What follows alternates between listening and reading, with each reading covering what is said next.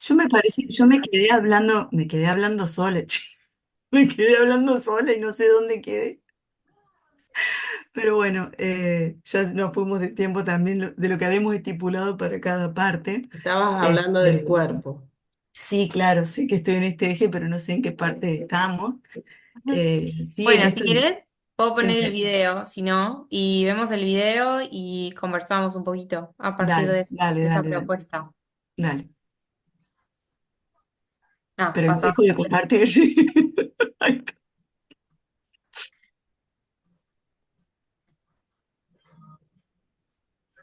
No, esperen porque no se compartió con el sonido.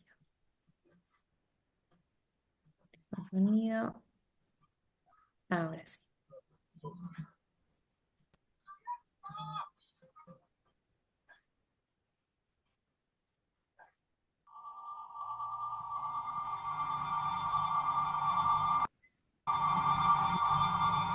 Turn the other way, look around.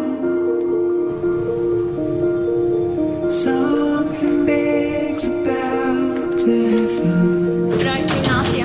Nadja, Mario, Jasmin, freu mich. Jasmin, hallo. Alex. Urs. Urs, ein Gruß. Freut mich. Hinter dir steht eine Herrenfigur, so wie sie eingesetzt wird, tatsächlich. Und nehmen jetzt all die Maße an, die wir brauchen zur Herstellung, wo es abweicht. Damit wir sie wiederum produzieren, beziehungsweise modellieren und bauen können. Dieses Maß ist fixiert.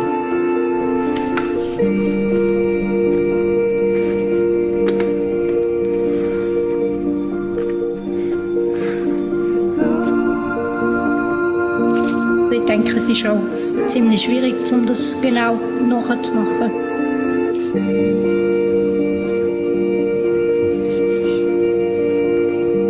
Es fehlen 35.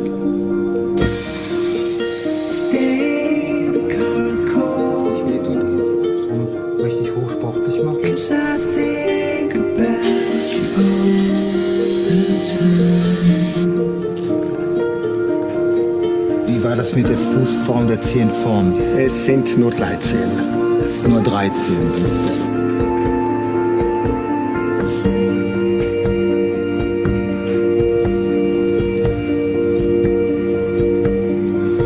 Zentimeter.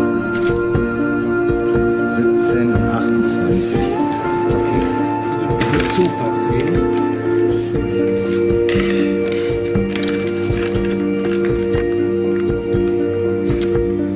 Cause I do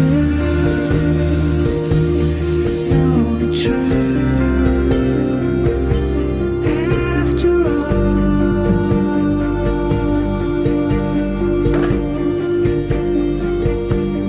guess I do know Nicht mich wundern, ob die Leute es sehen, Behinderung. after all,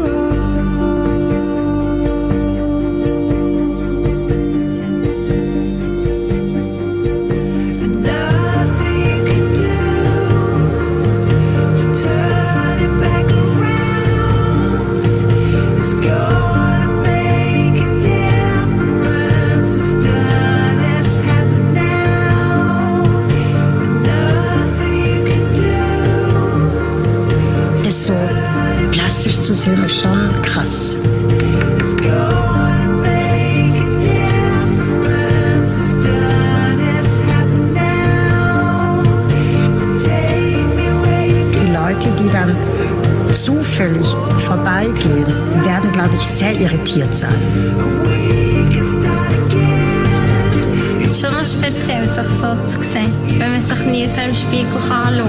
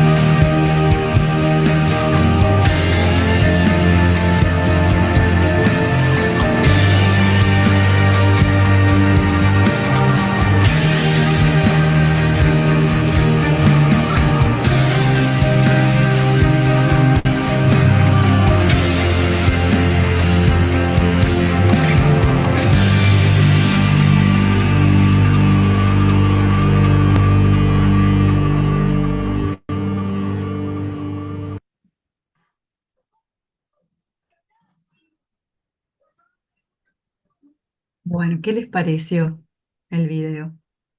Porque acaso quién es perfecto, dice, ¿no? Eh, de alguna manera, en el momento que me quedé hablando sola, creo, que contaba un poco de qué va este eje, eh, habla un poco de poder entender que somos un cuerpo, que el cuerpo es el lugar donde sucede todo y que además de ser una construcción histórica, que además de tener una base biológica, está, sí, perdón, ¿alguien quiere hablar? No. O, bueno, por error quizás. em, Nos construimos a partir de la mirada de las y los demás, de las demás personas. Entonces, cómo esas miradas influyen, eh, cómo esas miradas van a influir en cómo construimos lo identitario, ¿no? ¿Y qué pasa con la discapacidad? Eh, la discapacidad de alguna manera es algo que se ve, que es evidente, que salta a la vista, ¿no? Entonces, ¿qué pasa con esos cuerpos? Eh, en general, ese cuerpo discapacitado o tullido o incompleto, para lo que entendemos como desde los modelos hegemónicos de belleza, son cuerpos que se salen de la norma.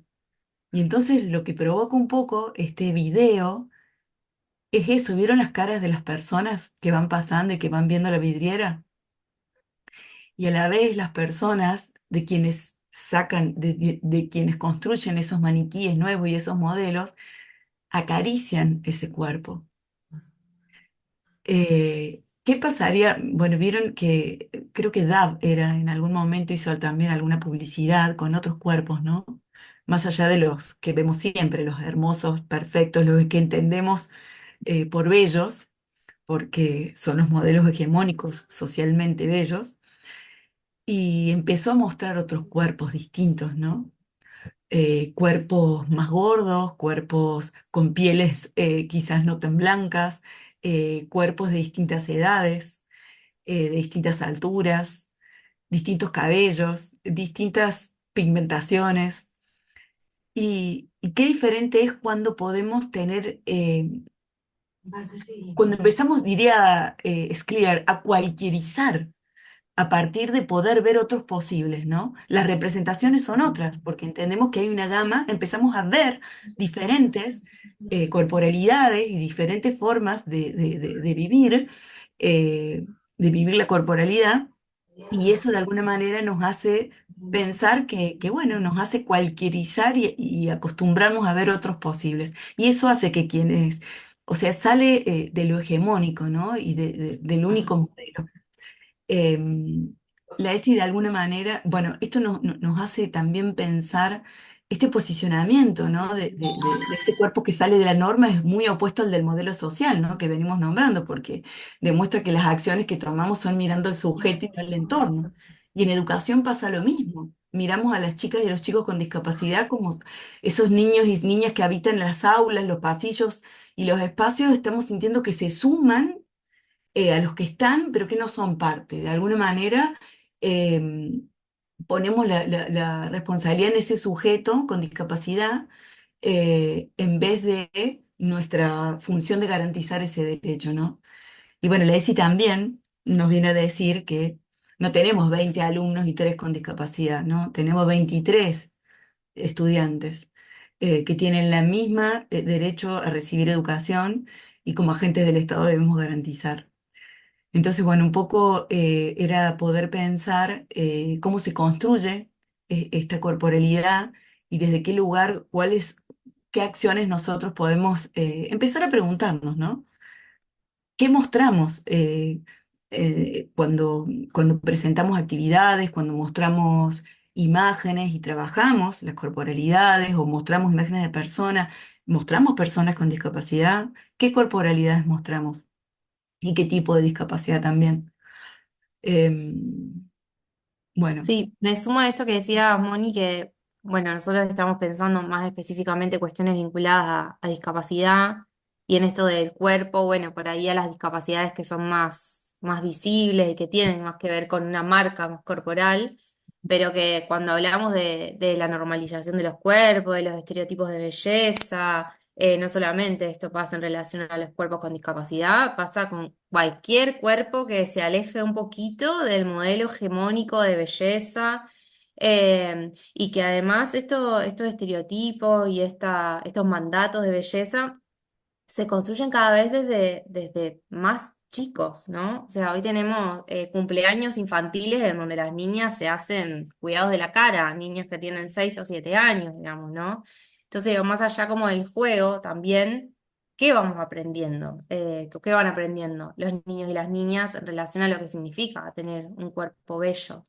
Em, No, y un des- cuerpo normal también, Ujú, porque uno de los reclamos más grandes que hacen las personas trans es la falta de imágenes, de literatura y de representaciones de sus corporalidades. Es como que cuando enseñamos el cuerpo de mujer y el cuerpo de varón como únicos posibles, inclusive quedando por fuera las personas intersex, que ujú, bueno, creo que lo decíamos en el encuentro anterior, la cantidad de formas de ser intersex que existen y no siquiera las consideramos como las enseñamos quizás como una anomalía y no como otra forma de otro cuerpo posible, digamos. ujú. Sí, Em, y después, en relación al video, ¿no? Que lo importante que es para todas las personas, tener como un espejo, ¿no? Donde mirarnos, donde identificarnos, ver otros y otras que sean como nosotros. Eh, que da existencia, da entidad a la persona, sí, y da esto visibilidad. de que nuestro cuerpo se construye a partir de la mirada de los otros y las otras. A mí me pasa mucho que trabajo en secundaria y los chicos y las chicas cuando trabajamos estos temas y charlamos sobre lo que se dicen entre ellos y ella, muchas veces como forma de burla o como insulto en relación a su propio cuerpo, en relación al color de piel, a la forma de su cuerpo, suelen responder a lo que entiendo que muchas veces las personas adultas les repetimos, que es que no te importe lo que digan los demás, que no te importe lo que los otros dicen, no te tiene que importar. Y es súper importante, ¿no? Esto de fortalecerse personalmente, de fortalecer la autoestima, pero no hay cuerpo que aguante, digamos, si todo el tiempo lo que recibimos son mensajes de que nuestro cuerpo es inadecuado, de que nuestro cuerpo no aparece en ninguna parte, de que no hay un video donde aparezca nuestro cuerpo, de que no hay vidrieras en donde aparezcan, que en las redes sociales los cuerpos que aparecen no son muchas veces como el que tenemos o que el cuerpo que tenemos cuando aparece en redes sociales recibe comentarios desagradables. Entonces, em, poder cuestionar, digamos, estos modelos reflexionándolos, pero también es de esto que decía Moni, de, bueno, llevar otros cuerpos que aparezcan en las imágenes que llevamos, en los videos que proponemos, en las actividades para el aula. Es una forma también, ¿no? De ir, por lo menos, generando algunas preguntas o ofreciendo otros modelos con los que, en donde mirarse, ¿no? En donde verse reflejado. Bueno, ahí les dejamos Acá el unas video, lo van preguntitas a tener. también. Ujú. Ujú. Em, Bien, no sé si alguien quiere comentar algo sobre el video o sobre esto también, de sus experiencias en el aula en relación a estos temas. Acá hay unas preguntas también que tienen que ver con este eje. Como verán, este que era el último eje de los cinco, nosotros los damos por separado para siempre que abordamos alguna situación, ya la vamos a ver más adelante, alguno tiene un protagonismo especial, pero en realidad están todos inmersos. Si hablamos del cuerpo, en esto que somos un cuerpo, no podemos escindirlo del derecho, del eje de ejercer, conocer y ejercer nuestros derechos, porque tiene que ver con conocer nuestro cuerpo, qué nos gusta, qué nos no, qué no, y poder decirlo, que tiene que ver con el eje afectividad, para poder generar estas medidas de autoprotección, poder decir cuando algo no nos gusta, poder este, pensar en el consentimiento y qué es el consentimiento, el derecho a cuidarnos, y al tener acceso también a medida que crezcan, a los métodos de cuidado, para poder tener una sexualidad placentera y crítica y autónoma. Bueno, de alguna manera están todos interrelacionados y algunas de las preguntas que quedan son si podemos pensar en una historia colectiva de nuestros cuerpos, nuestros dispositivos en el aula producen corporalidades inapropiadas, ¿qué podemos hacer al respecto de eso? Todo podemos hacer. Si podemos plantearnos nuevos mecanismos para crear modos de producir deseos, producir bellezas y corporalidades.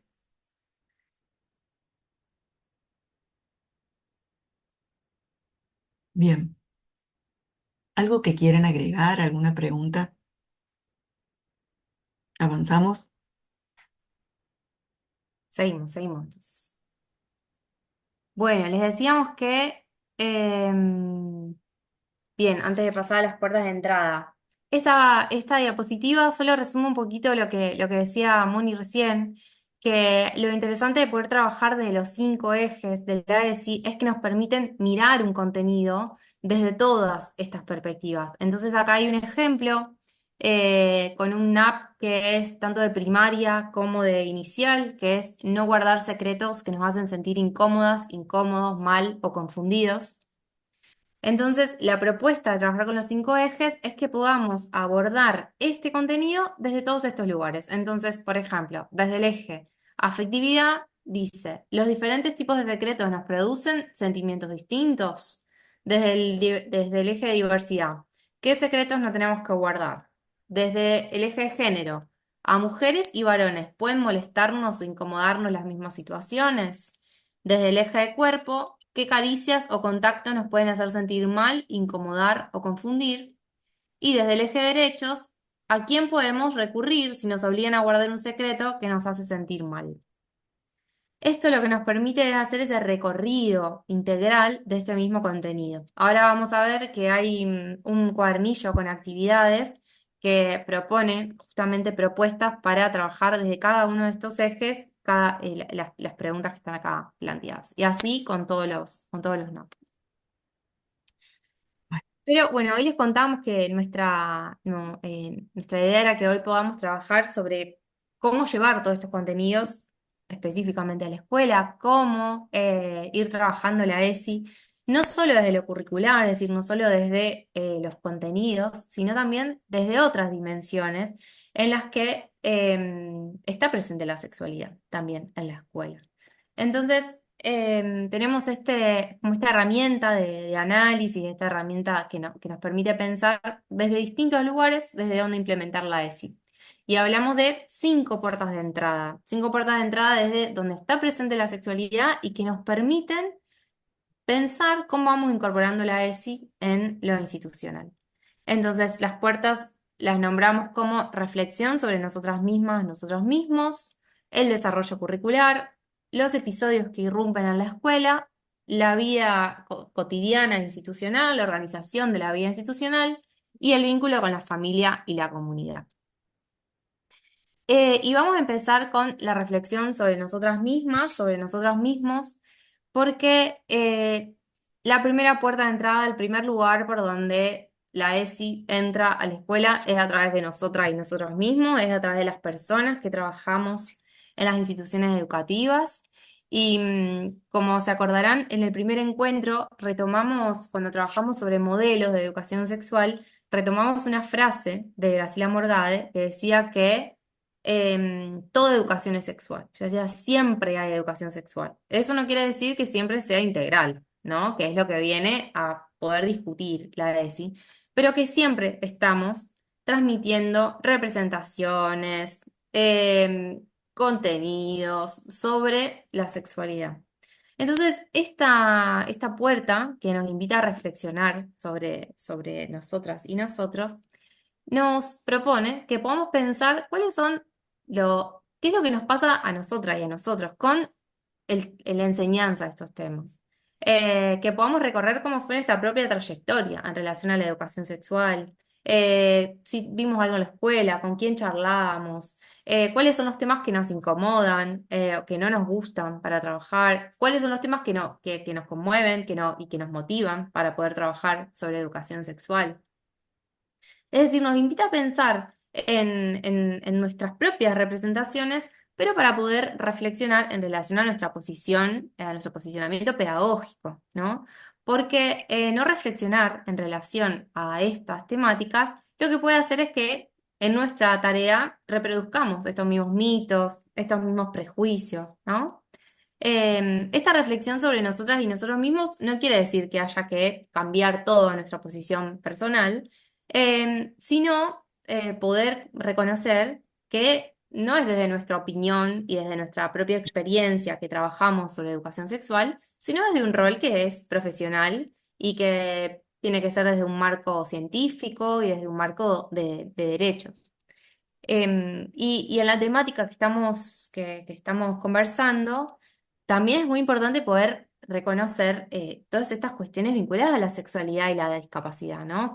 ¿Cuáles de estas cuestiones nos interpelan? ¿Cuáles necesitamos seguir problematizando? Recuerdan que en el primer encuentro habíamos compartido varios mitos en relación a las personas con discapacidad y el ejercicio, ¿no? De la sexualidad y el ejercicio de sus derechos sexuales y reproductivos. Entonces aquí es muy importante poder preguntarse, bueno, ¿cuáles de estas representaciones todavía nos habitan? ¿Cuál de estos prejuicios todavía necesitamos poder repensar? ¿Qué aprendimos nosotros también sobre discapacidad en la escuela? ¿Qué opiniones circulaban en relación a las personas con discapacidad en nuestra escolaridad? Si nos vinculábamos con personas con discapacidad durante nuestra escolaridad, si eso cambió o no. Es decir, es una posibilidad como de mirarnos a nosotras y a nosotros mismos, a nuestras vivencias, pero sobre todo para poder pensar nuestro rol en el ámbito educativo y poder ofrecer propuestas pedagógicas que tengan que ver con el marco de derechos, ¿no? Em, Así que por eso acá estas preguntas, ¿no? Poder pensar desde qué presupuestos estamos partiendo, cómo se juegan esos propios discursos a la hora de enseñar y poder tomar una posición, ¿no? Que tenga que ver con este marco específicamente este marco de derechos del que venimos conversando. Y Ujú. lo que sí, estas puertas, no lo dije al principio, pero nosotros estamos pensando estas puertas así por separado, pero estas puertas funcionan, a veces decimos como una puerta giratoria, digamos, porque a veces hay situaciones que aparecen, situaciones que irrumpen y que tenemos que abordar, que después nos permiten trabajar a partir de eso un contenido curricular, que nos permiten transformar algo de la organización de la vida institucional, que nos interpelan a nosotras y a nosotros mismos. Porque en relación a eso, no es que esta puerta, por ejemplo, de la reflexión sobre nosotras y nosotros mismos, luego la abrimos una vez, reflexionamos y ya está. No, obviamente que no, Mm.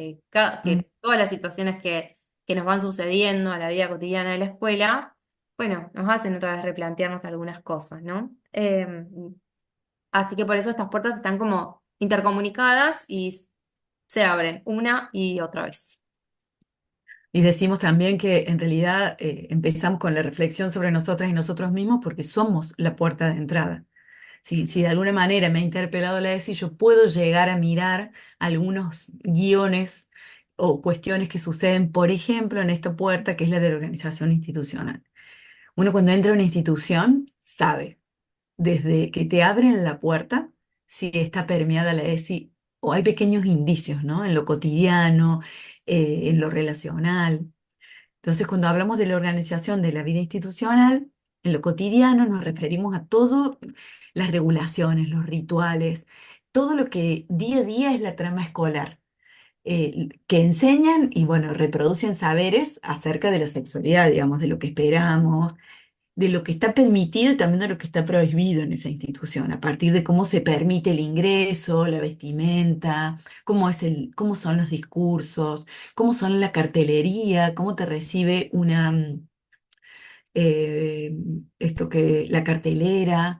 em, Desde todos los espacios se puede hacer un análisis si la ESI está presente o no, o cuestiones a poder interrogar, problematizar, desnaturalizar. Este, Sobre todo porque para poder identificar cuando alguna práctica genera situación de desigualdad o algún tipo de discriminación. En ese sentido, por ejemplo, en lo cotidiano y en los modos de ingreso, en los accesos, ¿cómo son? ¿Cómo son los lugares, el modo, los recreos, la entrada y salida de la escuela? qué normativas implícitas aparecen en los momentos en que se forman, cómo es el traslado de un espacio a otro. Son por filas de varones y mujeres, están generizadas, están por altura. ¿Hay rampas de acceso para las personas con discapacidad? ¿De qué manera se pueden trasladar? Hay ahora, ¿cómo se llama esto? Pictogramas, señaléticas o caminos de luces, para que las personas puedan transitar. ¿Se debate este tema? Y, por ejemplo, los espacios privilegiados para poder pensarse institucionalmente son las plenarias, ¿no? Em, y poder pensar, por ejemplo, en algunos puntos particulares también, como el cuaderno de comunicación, o cómo en las notas, en esto que decíamos, las carteleras, cómo se dirigen a las personas, cómo es el lenguaje. No hablamos de utilizar a lo mejor algo que sea provocativo como usar la E, que claramente es un posicionamiento, ¿no? Ético, político y pedagógico, ni la X, pero mínimamente salir del lenguaje androcéntrico y poder pensar en distintas configuraciones familiares, por ejemplo, o ver de qué manera se puede utilizar lo más alojadora posible. Les damos la bienvenida o dice simplemente bienvenidos. O a veces cuesta escuchar discursos de los equipos de gestión, los equipos directivos, los equipos supervisivos que se dirigen permanentemente en lenguaje androcéntrico. Hola a todos los presentes. Quizás muchas de las docentes son mujeres, muchas en las reuniones de familias son las madres, y también hay niñas, digamos, cotidianamente. Y por ejemplo, ¿cómo invitamos también en esto de lo cotidiano, cómo invitamos y tenemos en cuenta a las familias a participar, o simplemente asistir a las reuniones un ratito? ¿Qué hacemos en las reuniones con las familias? Em, Cuando pensamos en las sanciones para las chicas y los chicos, ¿influye el comportamiento que asignamos lo que esperamos de las nenas y de los varones? Somos más severos a lo mejor si se trata de una nena porque esperamos que se siente bien o que se porte bien o que no diga tal o cual palabra, por ejemplo. Cuando estamos en las salas de profesores, con colegas, en la sala de maestras y maestros, también, qué mal que hablan los varones, son tremendos, vamos a tener que tomar alguna medida con las nenas, porque son terribles, qué corta tienen la pollera, cómo, en el caso que si hay uniformes, digamos, pero atribuimos a lo mejor a que las nenas son las que hacen revuelo hormonal, eh, qué sé yo, cómo poder pensar esto, ¿no? ¿Qué expectativas tenemos de aprendizaje en esto que decíamos, de acuerdo también al lugar sociocultural de donde vienen? em, si dejamos pasar burlas de niñas y niños porque pensamos que son cosas de chicos, por ejemplo, o cómo hablamos, cómo nos referimos entre nosotras y nosotros de las expresiones de género o de las expresiones de la apariencia física de las chicas y los chicos, porque sabemos que hay colegas que a veces dicen, ay, qué amanerada, qué amanerado, o sea, ¿cómo miramos, desde qué lugar respetamos, digamos, las singularidades de las chicas y los chicos, de las familias también? Y lo mismo, eh, bueno, todas estas cuestiones forman parte de lo cotidiano y son puestas bajo la luz de la ESI, digamos. ¿Se acuerdan cuando hablábamos de los modelos que decíamos que lo mismo que dijo Meli recién, toda educación es sexual, pero no toda educación sexual es integral, y que todos lo que decimos y lo que dejamos de hacer también educa y pone una palabra en relación a la sexualidad? Por ejemplo, lo que no decimos forma parte del currículum oculto.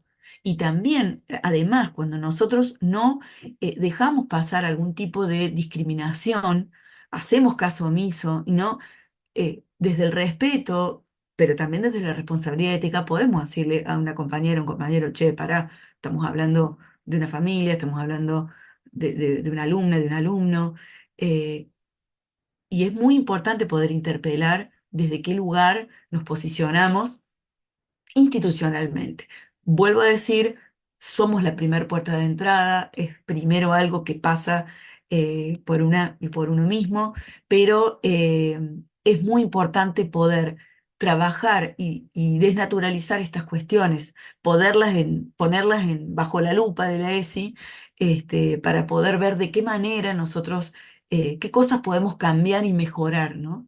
Eh, a la luz de la ESI. Bien, la próxima puerta. Bien, ya recorrimos entonces la reflexión sobre nosotras y nosotros mismos, la, el todo lo que tiene que ver con la organización de la vida cotidiana institucional, con las reglas, con estos guiones, como a veces más explícito, a veces más implícito de las instituciones. Y esta tercera puerta es la del desarrollo curricular, que es la que tiene que ver obviamente con cómo incorporar los contenidos de la ESI en cada área, en cada espacio curricular, en cada nivel.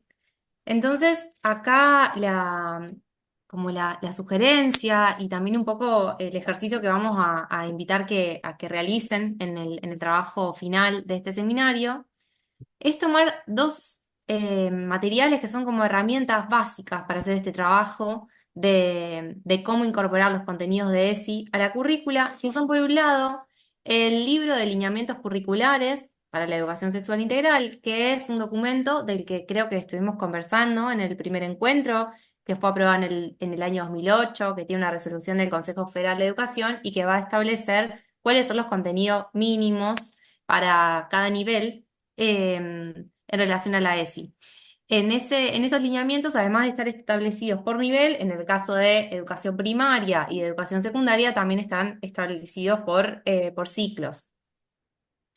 Eh, Esos lineamientos por un Ujú. lado, y por otro lado, en el año 2018, nuevamente el Consejo Federal de Educación, con otra resolución, que es la número 340, le va a dar rango de NAP a estos lineamientos, entonces va a establecer los núcleos de aprendizaje priorizados para cada nivel del sistema educativo. Entonces nosotros decimos, bueno, tomando estos lineamientos y tomando los NAP, la forma en que podemos empezar a pensar cómo incorporamos estos contenidos es, bueno, identificar primero cuáles son los contenidos correspondientes, obviamente, a mi nivel. En el caso de primaria y secundaria, cuáles son los que corresponden al ciclo en el que estoy trabajando, o en el que quiero empezar a hacer este ejercicio. Y poder ir revisando, ¿no? ¿Cuáles son los contenidos de mis materias, de mis áreas, que más se acercan a esos contenidos de la ESI? Eh, Poder ir haciendo como este diálogo entre mis contenidos y los contenidos de la ESI para ir armando las adecuaciones que necesite para poder incorporarlos. Es interesante también que, por ejemplo, en el diseño, Moni va a poder contar mucho más que yo, pero en el diseño de educación inicial de la provincia de Santa Fe, la ESI ya estaba incorporada como uno de los ejes transversales. Para educación secundaria también. Em, Así que hay algunas cuestiones que nos hacen como más sencilla esa tarea, tomando también los lineamientos propios de cada nivel. Yo les quiero mostrar, si podemos ni dejar de Sí. compartir, y les comparto brevemente este documento, por si no lo veían, por si no lo conocen, el de los lineamientos. Ahí va, ahí se ve. Sí. Ujú. Bueno, este es el anterior, luego de la resolución 340, no, luego del 2022 se editó otro manual como este, los lineamientos son los mismos, pero incorpora las resoluciones nuevas, pero lo que me interesa poder mostrarles es cómo están planteados por cada nivel los propósitos formativos y después los temas. Em,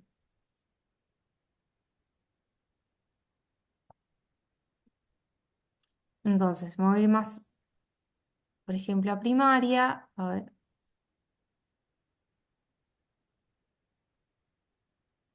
¿En primaria? Creo que sí. Están separados por cada materia. ¿Cuáles son? Esto es primaria, segundo ciclo. Entonces, presenta los propósitos formativos para